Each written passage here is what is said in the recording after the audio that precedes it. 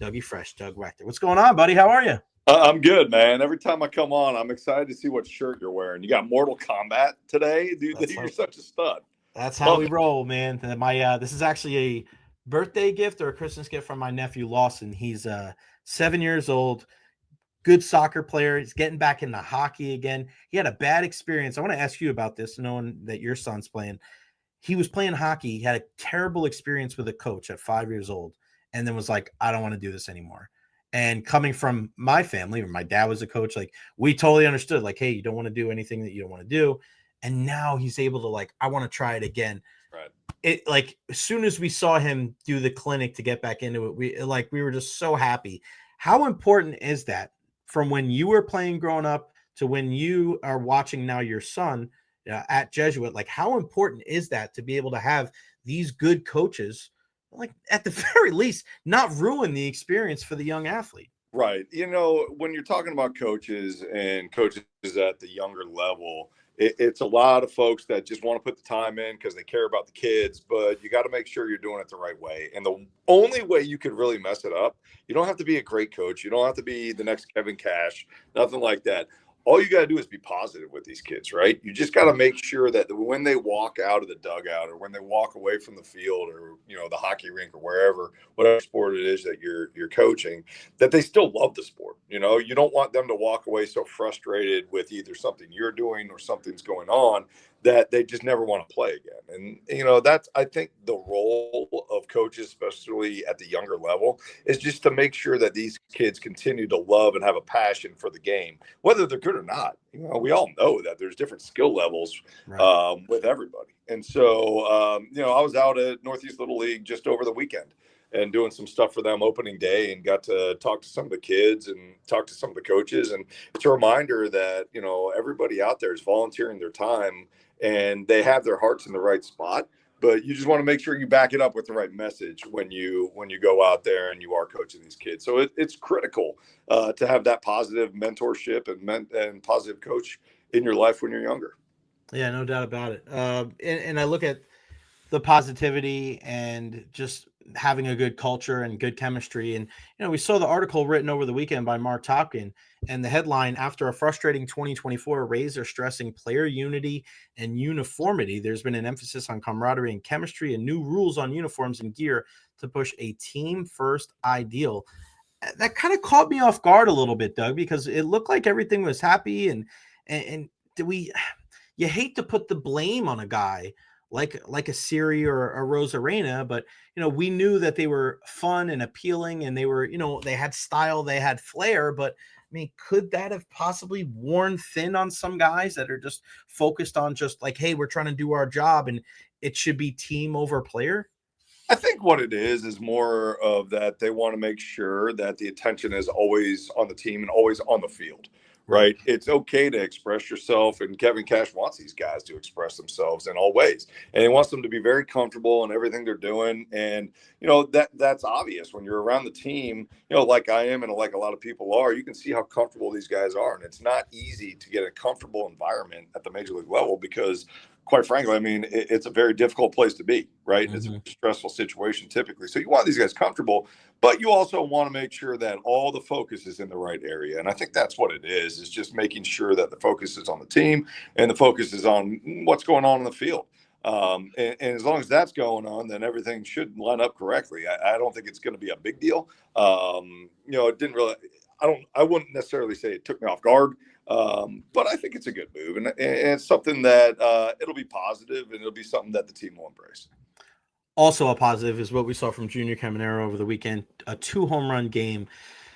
This kid, I don't know if there's been many players that we've looked at here recently in the Tampa Bay area that was going to make their first full season debut that has brought more excitement to the table than Junior Caminero. And it's one thing to be a good player, but the power, I mean, the power that he can bring, the power that he can bring to all fields, that Apo Taco soft shell power that is going to feast on that short right field porch at Steinbrenner Field. I just feel like, let me ask you, like, what is the ceiling for this guy in year one? I know it's tough to think like, all right, well, he could be a 40, 100 home run guy. He could be an all-star. But do we have to pump the brakes at all? Because it's weird because there is going to be some growing pains, but we see this in baseball sometimes, Doug. Sometimes guys just hit the ground running, and before you know it, they have 15 home runs, and you're like, how the hell that happened? I don't want to pump the brakes at all, man. I'm so excited for this kid. He's such a stud. First of all, you can't drop Apo tacos, and start talking about food around lunchtime when I haven't eaten. Like, that's not even fair to me. Secondly, I'm really excited about this kid. He has the potential to be the best, one of the best, if not the best, Tampa Bay Rays ever. I mean, he's right up there in the conversation, coming up through the ranks where Longoria was, where some of these other guys were. That's the type of ceiling that he has. And so the excitement is obviously there. The confidence is there. We saw what he did in the Dominican. I don't think you can downplay that. I mean, that's really, really good baseball down there in the winter ball. And for him to put up those crazy numbers against really good competition, it's not major league competition, but a lot of those guys are big leaguers. So, it's a great sign of him maturing and moving on and moving forward. And I am excited, man. I'm excited for what this kid can bring, the ceiling that he has. He can be one of those guys who's a perennial all-star. He really can. And we know he's young. He's very young. And so it's always a little nerve-wracking when you put a lot of expectation on not just a rookie, but also a kid his age, right? He just flat out hasn't seen a lot of major league stadiums. He hasn't seen a lot of major league pitchers. Not that he can't hit them, but he just hasn't seen them yet. He doesn't have that experience yet, but you don't want to take away what he can do even without that experience. So I would say he's one of the biggest prospects to come through the Rays organization, and he handles those expectations. So far, he's handled them great. Physically wise, his physicality is off the charts. You watch this guy go out there, hit BP. I've never seen such opposite field power so effortlessly. Talking to Chad Mottola, Motor was telling me the first time I saw Caminero, he's like, man, just watch the way he goes the opposite field and watch how easy that is. And he's not putting full effort in. His first time hitting BP at the Trop, he was putting him in the Ray tank without even trying. And that was like his whole first round, second round, everything's middle away. And then at the end, that's when he's turning on things. It's a very advanced approach for a young kid, and he's got the tools to match it. How is it difficult then to pit if you're a pitcher facing Junior Caminero and he has that ability to hit the ball out to the opposite field? How much more difficult does that make it for a pitcher? Is it just as simple as, hey man, I know if I'm going to work middle into a lot of these power hitters, they might take me over the fence, but if I stay away, I might just give up a single and stay in the yard. But for Junior, like there is no, all right, we're going to stay in the yard. Is it as simple as that, or is it something more intricate? No, it's pretty hard. It's pretty hard to figure out how to get this guy out. I mean, he doesn't have a lot of swing and miss. For a young guy, typically when they come up, big time prospect, hitting prospect, you're at least going to see a lot of swing and miss for some of these power guys, right? That's something that he doesn't have. He doesn't have a ton of swing and miss. It's high contact rate, but also you matched with high power.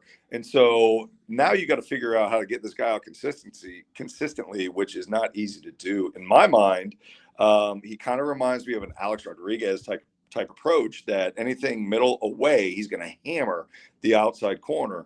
You got to trick him with some inside pitches, which guys don't do that often anymore. I think you got to work both sides of the plate. You got to work up and down.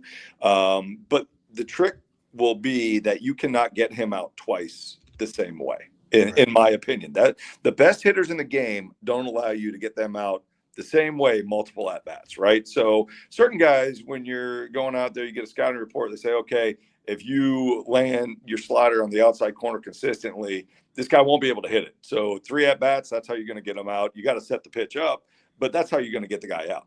With Caminero, it's going to be more along the lines of, hey, look, he's trending this way. He might be a little bit more vulnerable the last couple of weeks on the inside corner, but you can't live there. You can't just throw it there and expect to get him out consistently on the inside, because he's going to make the adjustment. And when you're talking about scouting reports like that, you're talking about the best hitters in the game, and that's where his potential is. I know you were out on the call for one of the games recently. What are some of the other things, or some of the other players that stood out to you so far in Rays spring training? Josh Lowe, man, I'm so excited for this kid. I think he's going to come back to where he was 2 years ago. I think he's going to be really, really good. And I just really like where he's at. This is a guy that I didn't get a chance to see pitch because he wasn't pitching the day I was calling the game. But Shane McClanahan, I got to talk to him for a good 5-10 minutes in the hallway. And the mindset on him right now, how positive he is, just I could tell, because I've been through injuries before and I've come back from injuries and feeling stronger than ever and just excited about getting on the mound. That's where he's at. And, for him, I think he's going to just explode on the scene like he was prior to the injury. And he's going to be as good, if not better, I don't know if he can be any better. He's the best left-hander in the game, in my opinion. But he's one of those guys that is he cannot wait for the lights to come on, and that's exactly what you want from your ace. So McClanahan's going to be a lot of fun. Josh Lowe is going to be a lot of fun. Who else did I see? Carson Williams was another guy that I got to see for the first time. Here's a guy who Gold Glove caliber shortstop, right? Speed is off the charts. He's got all the intangibles. Everybody likes, what he can bring on and off the field. He's got a power tool at the shortstop position. He's one of those guys who does have a little bit more swing and miss to the game right now, but with a little bit more time, I think they can eliminate that and they can get a little bit higher contact rate. And I'll tell you, he's going to be another one that you really want to watch because he could be special. And then Chandler Simpson, he's been a guy that's really taken the spring training by storm with the speed, and he's kind of a little slap hitter. But man, that speed, when you have a guy like that, Doug, he's a game changer. I hated facing guys like that. Hated it, man. It was the worst because all they want to do is put the ball in play and run. I would much rather face guys with swing and miss who have power. That made me feel like, hey, if I execute a pitch, I'm at least going to get a swing and miss. I can get a strikeout here. Instead of, hey, this guy's going to put pressure on the defense by putting the ball in play. And then when he's on the bases, that's just when it starts.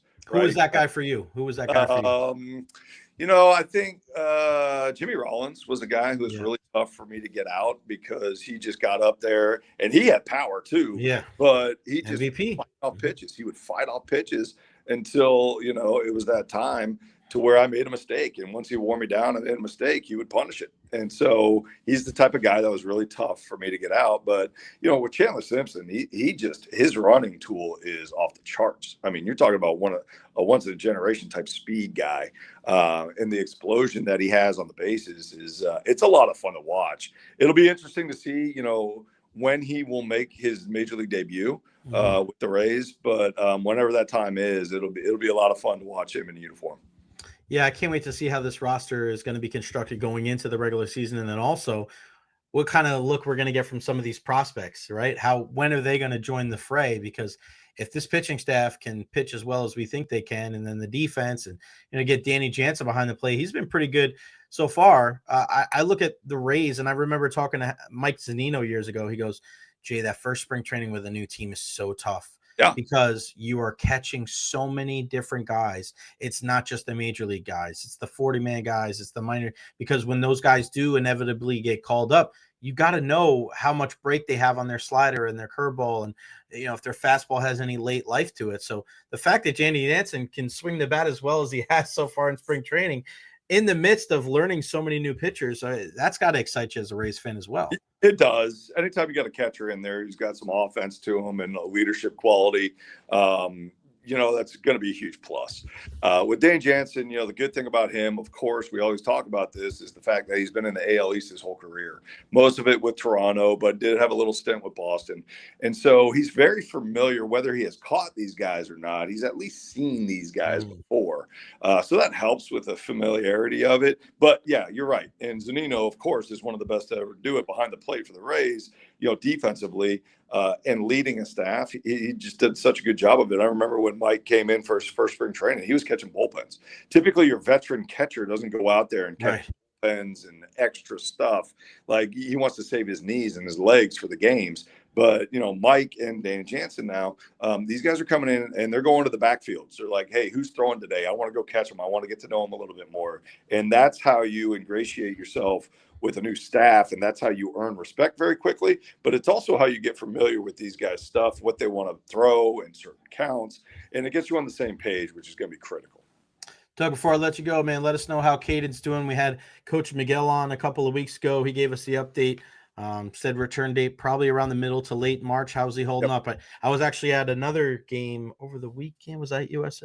I think I was at USF, and some of the scouts were talking about him. So, Oh, really? Yeah, they were asking. They were like, "Man, hope it's not going to be long term." And I was like, "Oh, well, you're asking me, huh, Mr. Scout Man?" And I was like, "Well, if you listen to the J Recher podcast, we had Miguel on. I'll tell you." He was like, "We're gonna have to tune in." I was like, "Hell yeah, brother!" But luckily, it didn't seem like it was anything like long term. How's he dealing with the injury? Because I know we miss seeing him out there. Yeah, no, he's doing great. Thank you for asking. It was a grade 2 sprained MCL. And so essentially what that means is that non-surgery, which was great news.